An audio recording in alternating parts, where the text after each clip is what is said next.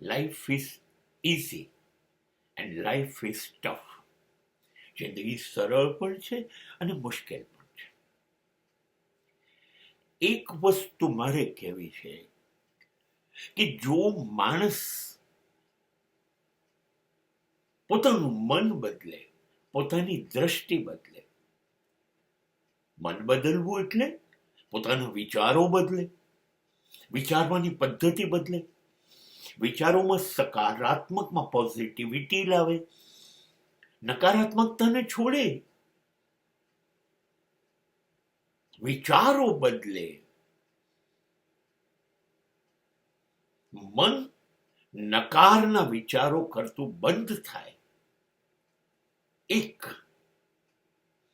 અને mind set બદલવો એવું કહેવાય. અદ્ભુત મન બનાવો. આ તો થશે જ, આમ તો કરવું જ છે, આ સારું છે, આ શ્રેષ્ઠ છે, આ બધાના હિતમાં છે, આ કલ્યાણમાં છે, આ પોઝિટિવ માઇન્ડસેટ કહેવાય. અને બીજું, દ્રષ્ટિ બદલો.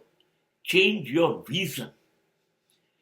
આપણને બધી જગ્યાએ બધું જ ખરાબ દેખાય, આપણને બધામાં બધા જ ખરાબ દેખાય, ચારે બાજુ ખરાબ જ દેખાય, કાળાશ જ દેખાય, પ્રકાશ ક્યાંય દેખાય જ નહીં, કશું સારું થશે એવું દેખાય નહીં. હા, તો આપણી દ્રષ્ટિમાં ખામી છે.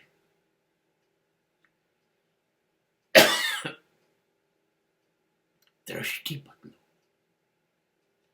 બધું સરસ છે. એક વાત તો માનો છો ને, પરમાત્મા સર્વશ્રેષ્ઠ છે અને એનું કોઈ પણ સર્જન ખરાબ હોઈ શકે? પરમાત્મા નબળી વસ્તુ સ્વીકારતોય નથી ને બનાવતોય નથી.